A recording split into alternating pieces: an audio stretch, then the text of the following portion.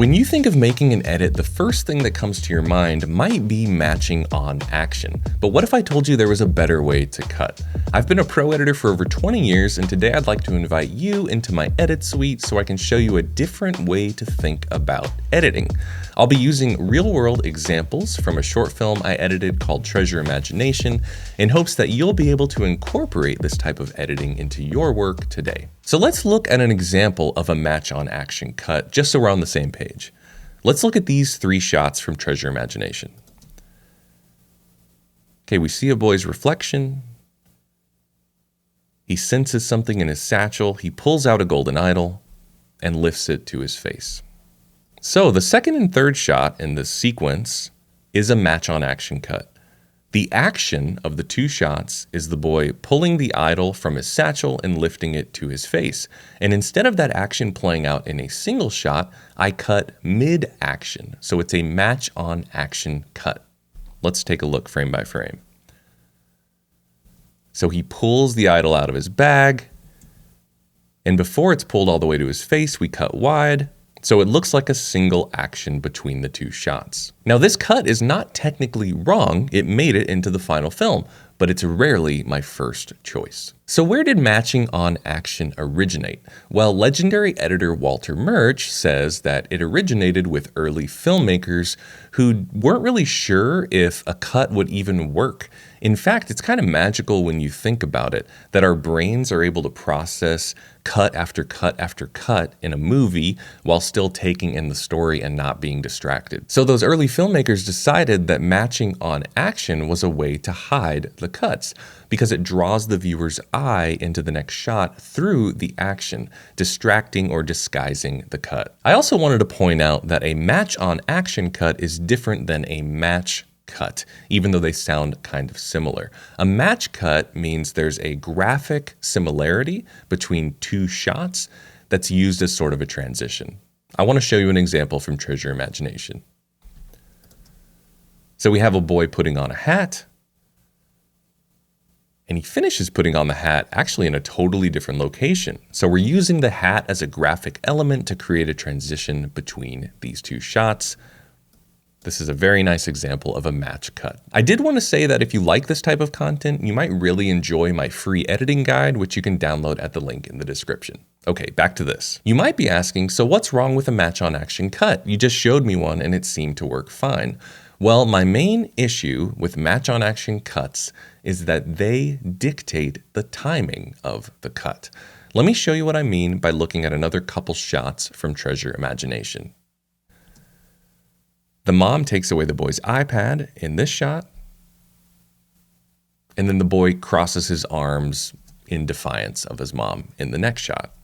So I'm going to go back to the raw and show you what this would look like with a match on action cut versus how I cut it in the actual film. So I have the raw shots here, and let's imagine my first instinct is to always match on action. Here's what that might look like. I have the mom grab the iPad, and then I'm waiting for the next action of the scene to start. In this case, it starts here where the boy begins to cross his arms. And I say, okay, I'm going to cut into the single. So I'm going to match where the boy finishes crossing his arms. And that's my cut. Let's watch it in real time.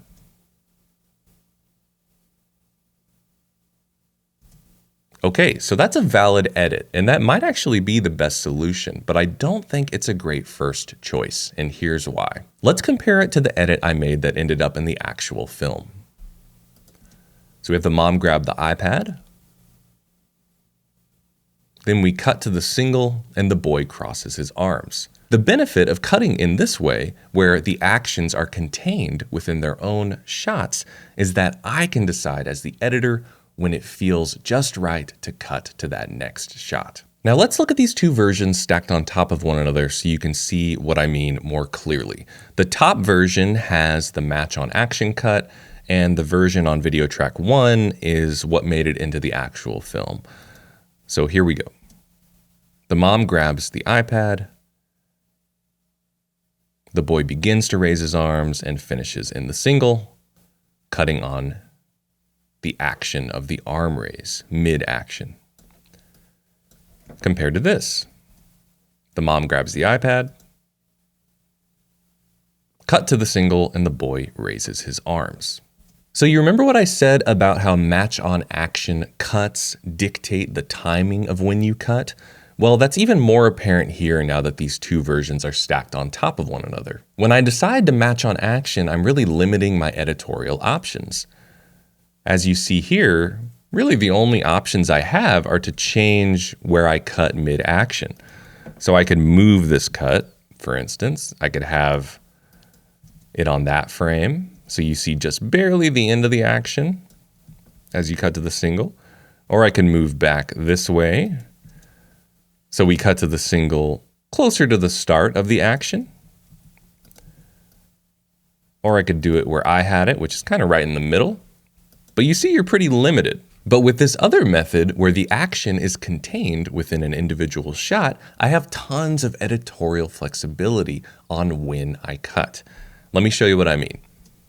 Once the mom grabs the iPad out of the boy's hand, I can cut to the single of him lifting his arms on any of these frames. I chose this one based on the context of the scene, the emotion, the story, and the rhythm. And even on the single, I have tons of editorial flexibility.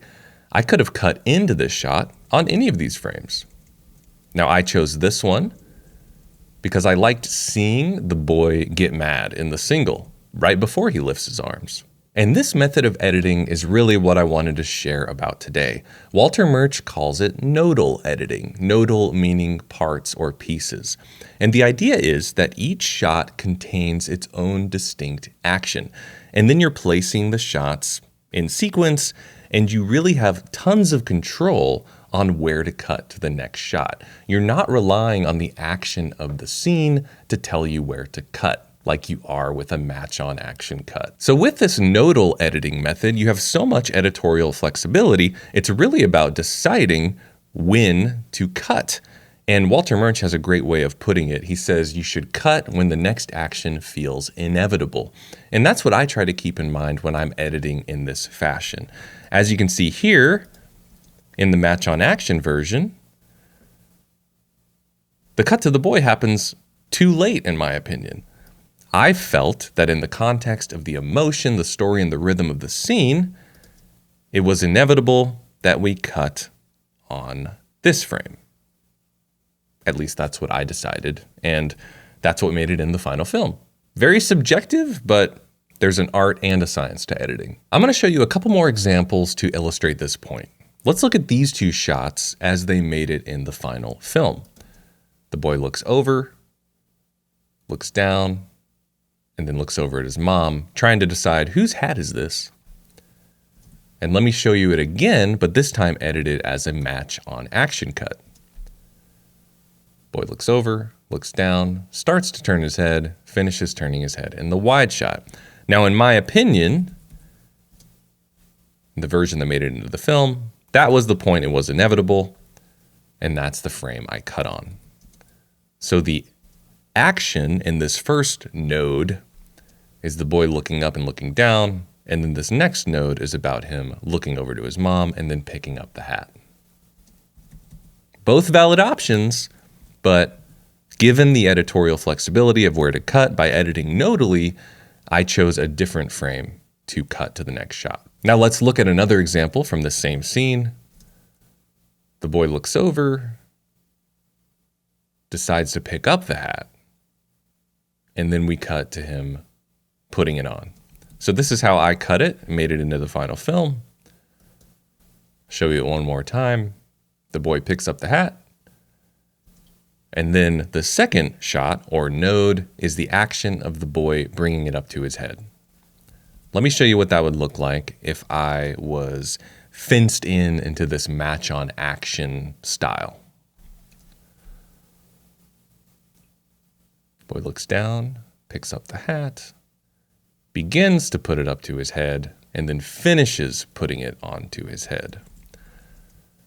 So I'm deciding that the match on action is him lifting it partway up in the wide and then finishing putting it on his head in the closer shot. And I think the timing, the rhythm, the emotion of the cut that made it into the film was the right choice. Perhaps this unlocks something in your mind and you're really excited about having all of this editorial flexibility with this nodal style of editing. And you're saying, oh my gosh, I'm never gonna match on action again. Well, don't go that far because matching on action is a very effective technique. And there are two scenarios in particular where I love to use it. The first scenario is when I want to draw the viewer's eye to something in the frame. And that's exactly what I was doing on that cut I showed you at the beginning of this video. Let's take a look at it one more time. We have the boy walk up to this pool, notices something in his satchel, pulls out the idol. I match on action to him finishing, pulling the idol up to his face. I really love how this just keeps you locked in to the idol. That is really drawing attention to this object, which has such a big role to play in this story. Another time I love to use match on action cuts is when there's a lot going on in a scene, like a fight scene, for instance. Sometimes in the chaos of a lot going on, it's really nice to connect some of those shots with a match on action to allow the viewer to really get a sense of what's going on in a quick amount of time. So I'm definitely not saying to throw out the match on action cut as a tool, but what I've noticed is since editors learn the match on action as one of their first types of edits, they go to it too often. So I want to encourage you to think more nodally when you edit and only use that match on action cut when you have a really good reason to do so. So are there any downsides to editing nodally? Well, it depends on how you look at it. The hard part is now you're in charge of where to cut out of that first shot or node and where to cut in on that second shot or node. And this takes a lot of practice to develop this intuition. But there is a way to practice, care of our good friend Walter Murch. So let's go back to that shot where the boy picks up the hat. And I'm actually going to watch the shot play out in the program monitor with my thumb over the space bar, and I'm going to stop when my gut tells me I want to cut to the next shot. Let's try it.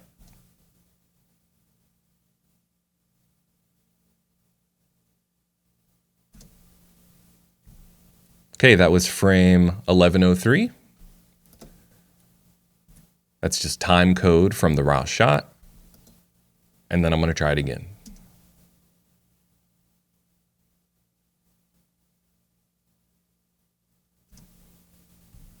$11:04. So I was one frame different where my gut told me to cut. And in my view, I would probably keep doing this again until I landed on that same frame. And I learned that from Walter Murch. And I think it's a really cool way to practice using your gut instinct on where to cut. If you got value out of this video, please subscribe and you should check out this video next. Happy editing.